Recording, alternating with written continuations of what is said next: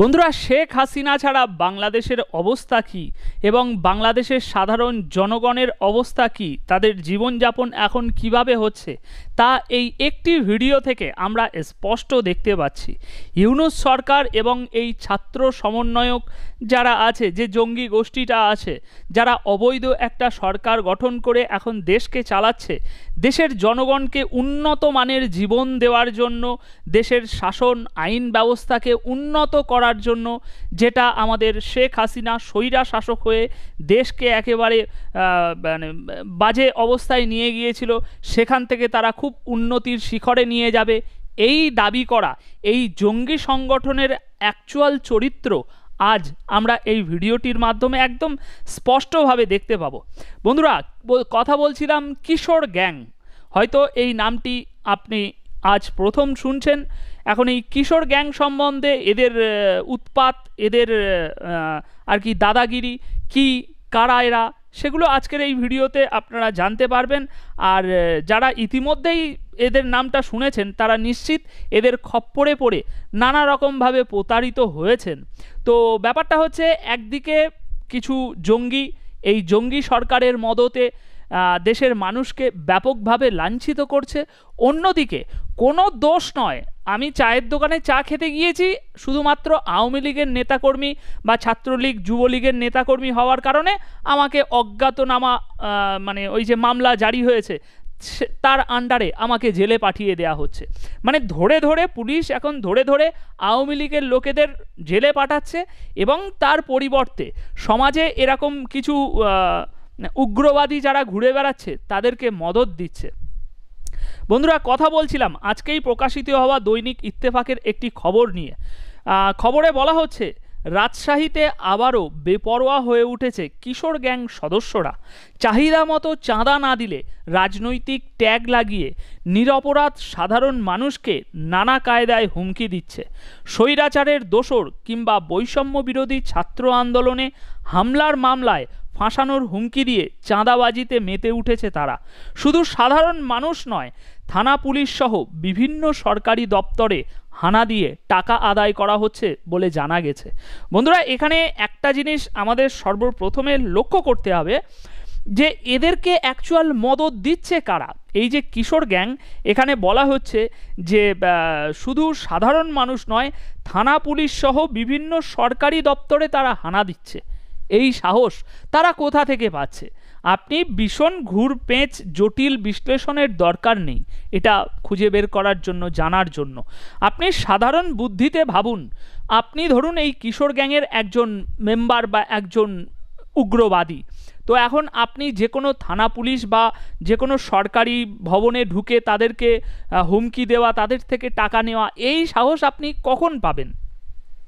যখন এই যারা এখন বর্তমানে ক্ষমতায় আছে, কারা ক্ষমতায় আছে? মেনলি ইউনূস সরকার। তো এটা তো একটা শুধু নামে একটা আর কি বাংলাদেশের সরকারকে তার একটা চিত্র হচ্ছে এই সরকারের যেসব উপদেষ্টারা আছে, কিন্তু এদের ব্যাকহ্যান্ডে এই যে মাহফুজ বসে আছে, এই মাহফুজের নেতৃত্বেই তো টোটাল এই ছাত্র আন্দোলনের যে কমিটি, ছাত্র নাগরিক কমিটি, এই সব আছে, এরাই তো এখন মেন দেশ চালাচ্ছে, তাই না? এখন এই সরকার যদি কোনো কিছু একটা বলে, তো সেই সরকারের সেই দাবি বা সেই কথাটার বিরুদ্ধে এরা হাজার রকম কথা বলে নিজেদের দাবি আদায় করে নিচ্ছে, তাই না? তো এখন সরকার এরাই।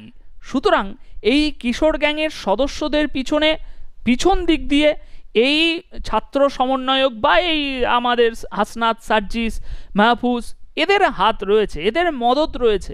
নইলে এরা কিভাবে সাহস পায় সাধারণ মানুষ সহ পুলিশ এবং সরকারি কর্মীদের উপরে নির্যাতন করার বা তাদেরকে হুমকি দেওয়ার? বন্ধুরা, এখানে বলা হচ্ছে, নাম প্রকাশে অনিচ্ছুক ভুক্তভোগীরা বলেন, রাজশাহীতে কিশোর গ্যাংয়ের কর্মকাণ্ডে আতঙ্কের পরিবেশ তৈরি হয়েছে। কিশোর গ্যাং সদস্যরা নিজেদের কখনো কখনো রাজনৈতিক দলের কর্মী, আবার কখনো ডিবি পুলিশের পরিচয় দিচ্ছে। সুতরাং এদের সাহসটা বুঝুন। এদের পিছনে মদতদাতারা যদি না থাকে তাহলে এরা সাহস এতটা পায় কোথা থেকে? এখন মদতদাতা নিশ্চয়ই বিএনপির মদত যদি থাকে তাহলে এতটা সাহস পায় না।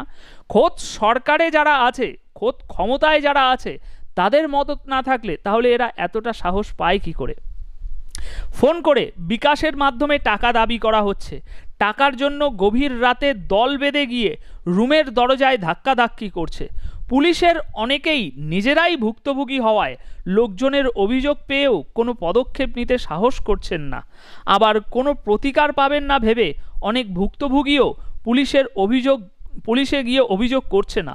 সুতরাং যেটা বলছিলাম বন্ধুরা, যে এদের পিছনে এই জঙ্গি ছাত্র যারা আছে, যাদের কাজ পড়াশোনা বাদ দিয়ে আর সব কিছু করা, নামে ছাত্র কিন্তু পড়াশোনার কোনো বালাই নেই, এই ধরনের কাজে তারা এখন লিপ্ত হয়ে গিয়েছে এবং দেশকে বৈষম্যর বিরুদ্ধে বৈষম্যহীন একটা দেশ তৈরি করার উদ্দেশ্য নিয়ে মানুষকে বোকা বানিয়ে তারা এখন রাস্তায় এরকম চাঁদাবাজি করছে। ভুক্তভোগীরা জানান, রাজশাহী মহানগরী এবং জেলার বিভিন্ন উপজেলায়ও কিশোর গ্যাংয়ের অপতৎপরতা বেড়েছে।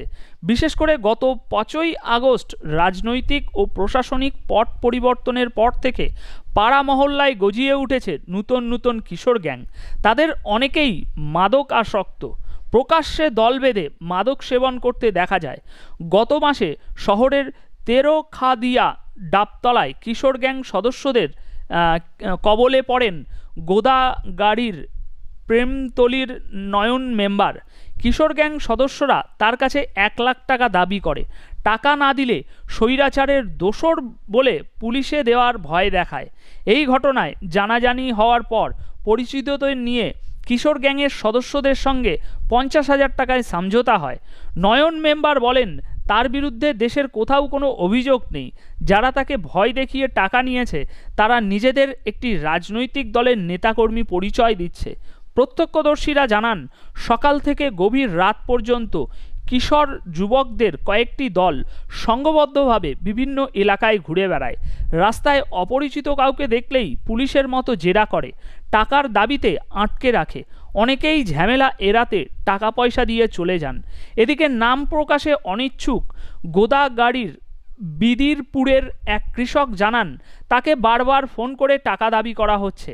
টাকা না দিলে পুলিশ ডেকে ধরিয়ে দিয়ে জেলে পাঠানোর হুমকি দেওয়া হচ্ছে। তিনি বলেন, একজন পরিচিত পুলিশ কর্মকর্তাকে ঘটনা জানিয়ে পরামর্শ চেয়েছিলেন।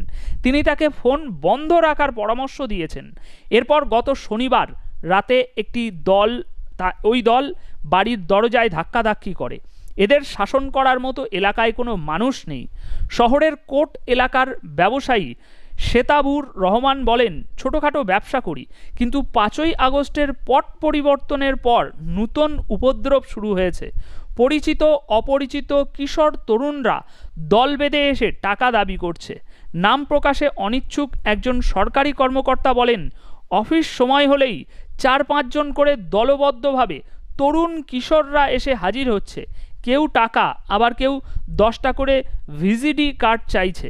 এসব বিষয়ে রাজশাহীর অতিরিক্ত পুলিশ সুপার ও জেলা পুলিশের মুখপাত্র রফিকুল আলম বলেন, ভুক্তভোগী কেউ সুনির্দিষ্ট অভিযোগ করলে তদন্ত সাপেক্ষে আইনি পদক্ষেপ নেওয়া হবে।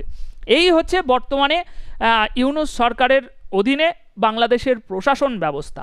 এত বড় ঘটনা হচ্ছে, এত এলাকায় এত মানুষকে নির্যাতন করা হচ্ছে, সরকারি অফিসে ঢুকে সরকারি কর্মকর্তাদের এরকমভাবে হুমকি দেওয়া হচ্ছে, সেখানে পুলিশ বলছে কেউ অভিযোগ করলে তদন্ত সাপেক্ষে পদক্ষেপ নেওয়া হবে। অথচ আমরা এখানে রিপোর্টে পড়ছি খোদ পুলিশের লোকেদের উপরেই এরকম আর কি কর্মকাণ্ড চালানো হচ্ছে। শুধু এই যে এখানে বলা হচ্ছে পুলিশ অভিযোগ, আবার কোনো প্রতিকার এটা না, পুলিশের অনেকেই নিজেরাই ভুক্তভোগী হওয়ায় লোকজনের অভিযোগ পেয়েও কোনো পদক্ষেপ নিতে সাহস করছেন না। সুতরাং বুঝতে পারছেন কতটা এদের কথার মধ্যে দ্বিচারিতা রয়েছে। এখন পুলিশ, প্রশ্ন হচ্ছে পুলিশ কেন পদক্ষেপ নিচ্ছে না নিজেরাই ভুক্তভোগী হওয়াতে? কারণ এই যে বললাম, পুলিশ নিজেও জানে এই কিশোর গ্যাং, এখানে যে বারবার বলা হচ্ছে তরুণ, এই কিশোর গ্যাংয়ের তরুণ কারা? এখন কোন তরুণেরা দেশের মধ্যে এখন এরকম রাহাজানি করছে বা রাহাজানি করার মতো মানসিকতায় বা ক্ষমতায় আছে কোন দলের তরুণেরা, সেটা তো আমরা স্পষ্ট বুঝতে পারছি, তাই না? বৈষম্য বিরোধী ছাত্র আন্দোলনের এই তরুণেরা। তো এই তরুণেরা এখন পুলিশের উপরে যে অত্যাচার চালাচ্ছে বা সাধারণ মানুষদের যে হুমকি দিচ্ছে, এর কারণে পুলিশও কোনো কিছু করতে পারছে না, কারণ জানে এদের পিছনে সেই আসিফ, তারপরে যেসব আমাদের বড় বড় বুদ্ধিজীবী সমন্বয়করা আছে, তারা এদের পিছনে আছে। সুতরাং আমি যদি কোনো অ্যাকশান নিতে চাই, সঙ্গে সঙ্গে ফোন চলে আসবে, আর আমার চাকরিটা বা আমার উপরেই কি এই যে এখানে বলা হলো, কিছু হলেই এখন এই শেখ হাসিনার দোষর ট্যাগ লাগিয়ে দেওয়া হচ্ছে, বা ওই যেসব মামলা করা হয়েছে সেসব মামলায় ফাঁসিয়ে দেওয়া হচ্ছে। সেই জন্যই পুলিশ বলছে কেউ অভিযোগ করলে আমরা অ্যাকশান নিতে বাধ্য হব। অথচ গতকালকের একটি খবর দেখুন, এখানে দেখুন পুলিশের কর্মকাণ্ড। মহান বিজয় দিবস উপলক্ষে জাতীয় স্মৃতিসৌধে ফুল দিতে আসেন ঢাকা জেলা পরিষদের সাবেক চেয়ারম্যান বীর মুক্তিযোদ্ধা মাহবুর রহমান, সঙ্গে তার মেয়েসহ ছিলেন আওয়ামী লীগের একাধিক নেতাকর্মী। সেখান থেকে 7 জনকে গ্রেপ্তার করে গত আগস্ট ও সেপ্টেম্বর মাসে দায়ের করা হত্যা মামলায় তাদের গ্রেপ্তার দেখিয়ে মঙ্গলবার 17ই ডিসেম্বর দুপুরে আদালতে পাঠায় পুলিশ।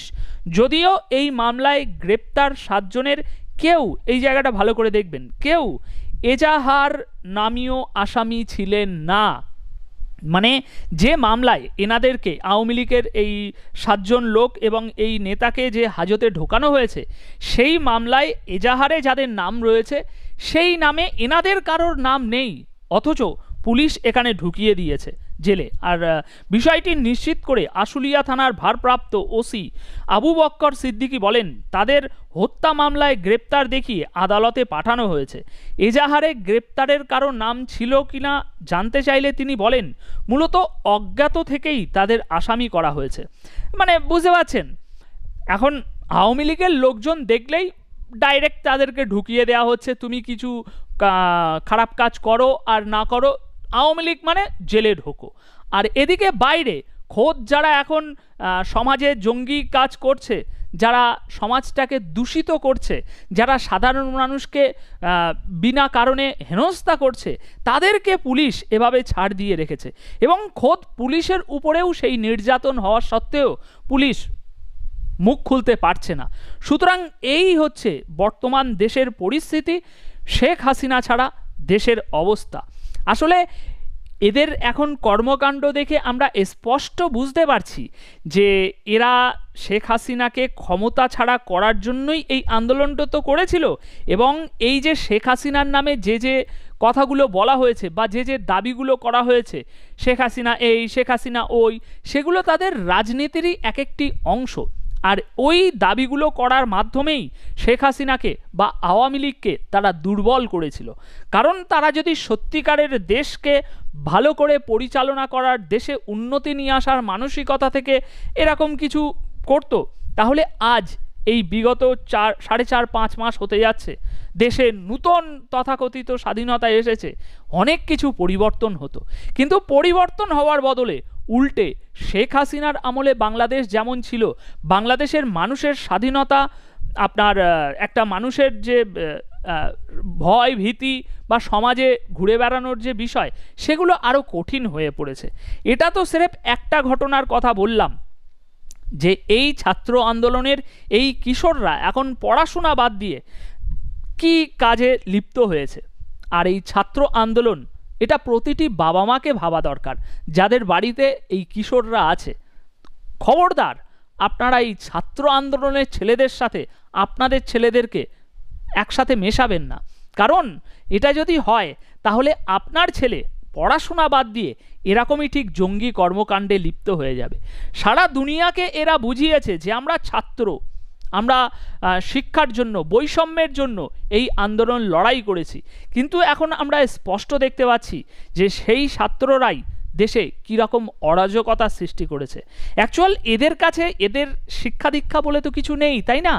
এরা এই জীবন দিয়ে, জীবন দিয়েই আন্দোলনটা করেছে। তাই এই জীবন দিয়ে আন্দোলনটা করেছে এই রকম গুন্ডাগিরি করার জন্যই, যে আমরা সমাজে নেমে এরকম কাজ করব, অথচ আইন, প্রশাসন, সরকার আমাদের কেউ কিচ্ছু বলবে না, আমরা আমাদের ইচ্ছে মতো সমাজে নেমে গুন্ডাগিরি করব। তো এখন তাদের সেই স্বপ্নই বাস্তবায়ন হয়েছে যখন, তখন তারা এই কাজ তো করবেই, তাই না? অথচ আমাদের প্রশাসন একদম চুপ। এই হচ্ছে বর্তমান বাংলাদেশ, শেখ হাসিনা ছাড়া বর্তমান বাংলাদেশের পরিস্থিতি। সুতরাং এখনই জনগণকে ভাবা দরকার এবং বোঝা দরকার কাদের হাতে দেশ চলে গিয়েছে, এবং পরবর্তী সময়ে আগামী নির্বাচন যেটা আসবে সেখানে দেশের মানুষকে সেই হিসাবে তাদের মত দেওয়া দরকার, এটাই মনে হয়। সুতরাং এ বিষয়ে আপনাদের কি মত? অবশ্যই এই কিশোর গ্যাংয়ের বিষয়ে আপনাদের কি রায় কমেন্ট বক্সে অবশ্যই জানিয়ে যাবেন। ধন্যবাদ সকলকে।